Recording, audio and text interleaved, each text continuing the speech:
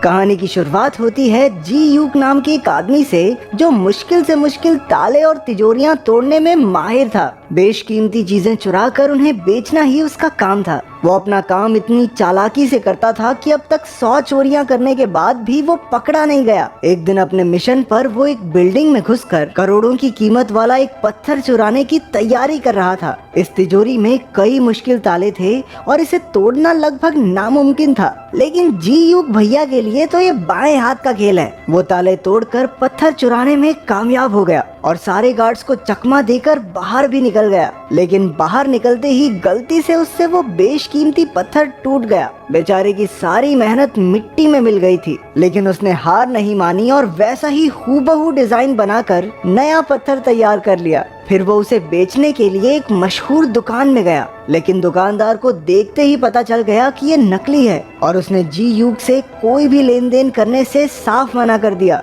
लेकिन जी यूक भी जानता था कि ये दुकानदार आमतौर पर तो नकली चीजें बेचता है और इसलिए उसने पुलिस के सामने दुकानदार की पोल खोलने की धमकी दे दी। हार कर दुकानदार को वो पत्थर लेना ही पड़ा। जी यूक का बेस्ट फ्रेंड गोइन भी उसका पार्टनर था। उसकी खासियत थी कि वो मामूली सी चीजों में भी विस्फोटक फिट कर लेता था। इस चोरी के बाद जी यूक ने नकली नोट छापने का फैसला किया। उसने हूबहू नोट तैयार कर लिए, लेकिन उन पर शराब डालते ही अक्षर मिट जाते थे। जब बात नहीं बनी तो उन दोनों ने हीरो की एक दुकान लूटने का फैसला किया, जिसमें लगभग 3 करोड़ का माल था। लेकिन ये काम इतना आसान नहीं था, क्योंकि दुकान में चारों ओर सीसीटीवी कैमरा लगे थे। कैमरास को हैक करने के लिए उन्हें एक जबरदस्त हैकर की जरूरत थी। तो इस काम में उनका हैकर होगा जैंग बे। उसके बारे में अफवाह थी कि एक बार उसने पैसों के बदले अपने ही साथियों की मुखबरी पुलिस को कर दी थी, लेकिन फिर भी जी यूक और गोइन ने उस पर भरोसा करके उसे अपने साथ शामिल कर लिया। इसके बाद जी यूक की दोस्ती यूना नाम की एक लड़की से हो गई, जो ऐसी कीमती चीजों की एक्सपर्ट थी।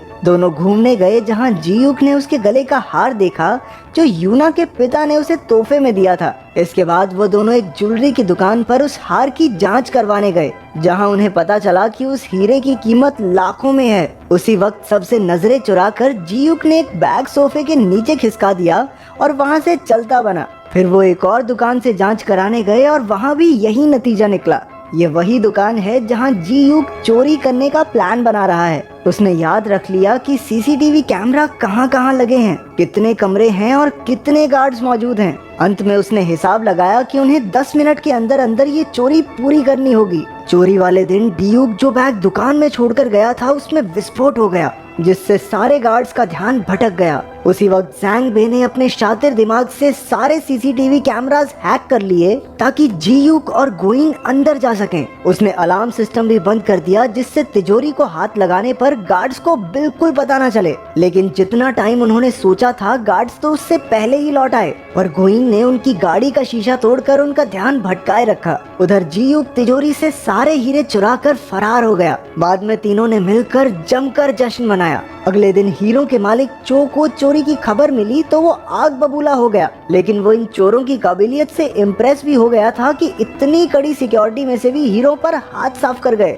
चो असल में एक करोड़पति बिजनेसमैन और एक गैंगस्टर था, जिसने न जाने कितने लोगों का खून किया था। वो खुद भी एक बड़ी चोरी की तैयारी कर रहा था और इसलिए उसे ऐसे ही शातिर चोरों की तलाश थी। उसने कई किडनैपर्स और ताला तोड़ने वालों को टेस्ट किया, लेकिन कोई भी उसके काम के लायक नहीं था। लेकिन अब वो समझ गया था कि जिन चोरों ने इस चोरी को अंजाम दिया है, वो उसके काम में बिल्कुल सही बैठेंगे। इसलिए उसने अपने सारे आदमियों को इन चोरों को ढूंढने में लगा दिया। अगले कुछ दिनों तक उसके आदमियों ने हर हीरे की दुकान पर नजर रखी और जल्द ही उन्हें जी यूक और उसके ठिकाने का पता चल गया। चो ने उन तीनों से मुलाकात की और अपनी चोरी में हिस्सेदार बनाने के लिए उन्हें 5% कमीशन देने का वादा किया। वैसे इनके पास ज्यादा चॉइस है नहीं, क्योंकि अगर इन्होंने मना किया तो चो इनके पूरे परिवार को मार डालेगा। आखिरकार जी यूक मान गया और चो ने उन्हें बताया कि लगभग 150 करोड़ का काला धन शिप के जरिए कोरिया में आने वाला है। जहां ये शिप आकर रुकेगी, वहां दुनिया का सबसे तगड़ा सिक्योरिटी सिस्टम है। इसके लिए चो ने उन्हें फूड कूपन्स दिए। चो चाहता है कि वो तीनों इन फूड कूपन्स का इस्तेमाल करके इस चोरी को अंजाम दें। इसके बाद जी यूक ने प्लान बनाना शुरू कर दिया, क्योंकि ये उसकी आज तक की सबसे बड़ी चोरी होने वाली थी। उधर चो ने जैंग बे को अलग से बुलाकर उसे ज्यादा पैसे देने का वादा किया ताकि वो जियूक और गोइन पर नजर रखे, क्योंकि आखिर कोई चोरों पर भरोसा करे तो करे कैसे। उधर पुलिस अभी भी हीरो के चोर को ढूंढ रही थी। उन्होंने सीसीटीवी फुटेज में देखा कि जियूक ने ही वो बैग दुकान में रखा था। वो उसका पता ढूंढकर जियूक के घर में घुस गए, जहां उन्होंने उसकी अगली चोरी का सारा प्लान देख लिया। यहाँ से पुलिस को एहसास हो गया कि वो चो से मिला हुआ है। चोरी से पिछले दिन जियूक और गोइन पोर्ट पर जाकर विस्फोटक और सिक्योरिटी सिस्टम को हैक करने के डिवाइसेस रखाए। अपने ठिकाने पर लौटकर जियूक ने गोइन से कहा कि वो चो को धोखा देके सारा पैसा खुद ही क्यों नहीं रख लेते, लेकिन जैंग वे को उनके प्लान के बारे में पता चल गया और उसने चो को सारी खबर दे दी। चो को गुस्सा तो बहुत आया, लेकिन उसने जियूक से बाद में निपटने का फैसला किया, क्योंकि अभी उसे उसकी जरूरत है। इसके बाद जियूक ऊना से मिलने गया, लेकिन वो उसके यूं अचानक गायब हो जाने से बहुत नाराज थी। जब वो नहीं मानी तो जियूक ने बताया कि उसके पिता ही उसके गुरु थे। यूना का बाप मिस्टर ओ ही वो आदमी था जो जियूक को इस चोरी की दुनिया में लाया। एक समय पर वो चोरी चकारी छोड़कर एक आम जिंदगी जीना चाहता था, लेकिन उसी दिन उसके बिजनेस पार्टनर चो ने उसे मार डाला। यूना को उसकी किसी बात पर यकीन नहीं हुआ और वो वहाँ से चली गई। कुछ ही देर में चो के आदमी उसे किडनैप करके ले गए ताकि जियूक उससे गद्दारी न कर सके। फिर चोरी को अंजाम देने का दिन आ गया और सारे चोर पोर्ट में घुसने में कामयाब हो गए। उधर से चो ने विस्फोटक में धमाका कर दिया, जिससे सारे सिक्योरिटी गार्ड्स का ध्यान भटक गया। मौका देखकर जैंग बे ने सिक्योरिटी सिस्टम हैक कर लिया और वहां के लोगों को लगा कि इस प्रॉब्लम को तो वो 40 मिनट में ठीक कर देंगे। अब जियूक और गोइन के पास काफी टाइम था। वो तिजोरी के पास गए और जियूक ने अपनी काबिलियत से ताला खोल लिया। अब उनके सामने पैसों का ढेर लगा हुआ था।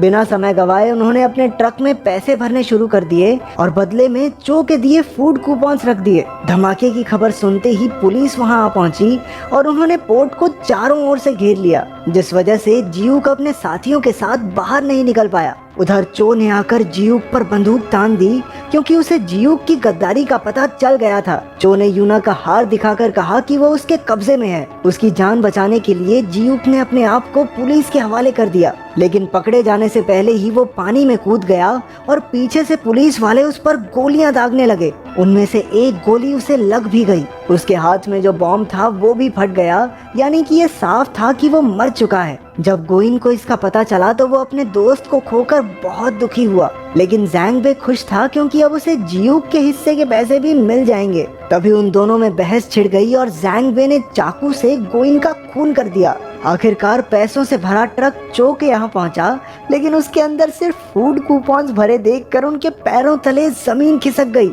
उसे कुछ समझ नहीं आ रहा था कि तभी जियूक का कॉल आया, जो एकदम ठीक था। अब सारे पत्ते खुलने लगते हैं कि असल में शुरुआत से जो जो हुआ वो सब जियूक के प्लान का ही एक हिस्सा था। जियूक चो से मिस्टर ओ की मौत का बदला लेना चाहता था। सबसे पहले उसने जो नकली पत्थर बेचा उसमें एक माइक्रोफोन फिट कर दिया, क्योंकि वो जानता था कि चो वहां अक्सर खरीदारी करने आता था। उसके प्लान के मुताबिक बिल्कुल वैसा ही हुआ और चो ने वो पत्थर खरीद लिया। उसकी बातें सुनकर जियूक को पता चला कि चो एक शातिर चोर की तलाश में है, तो उसने जानबूझकर हीरे चुराए ताकि वो चो की नजरों में आ सके। पूरा टाइम चो को लगता रहा कि वो जियूक को ढूंढ रहा है, लेकिन जियूक खुद ही उसके लिए सबूत छोड़ रहा था। जैंग बे भी जियूक का ही साथी था और वो बस चो के साथ होने की एक्टिंग कर रहा था। जियूक को पकड़ने आई पुलिस भी फर्जी थी, और तो और उसे लगने वाली गोली भी नकली थी। बेसिकली वो चो को चू बना के भाग गया। उधर पुलिस ने मरने का नाटक कर रहे गोइन को भी बचा लिया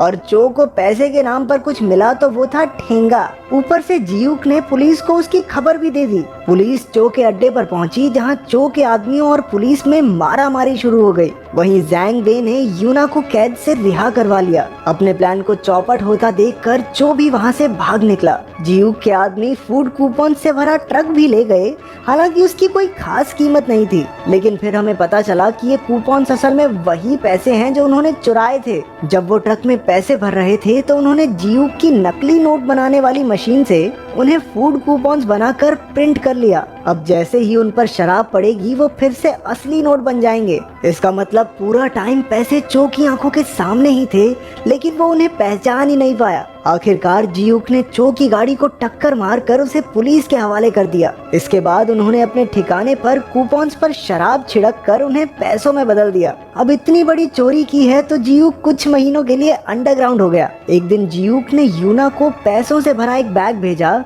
जिससे वो दुबई में एक आर्ट गैलरी शुरू कर सकती है, जो कि हमेशा से उसका सपना था। वो दुबई पहुंची और वहां उसे एक म्यूजियम में अपना हार दिखा। तभी अपने जियूक भैया की एंट्री हुई और दोनों साथ मिलकर खुशी खुशी रहने लगे।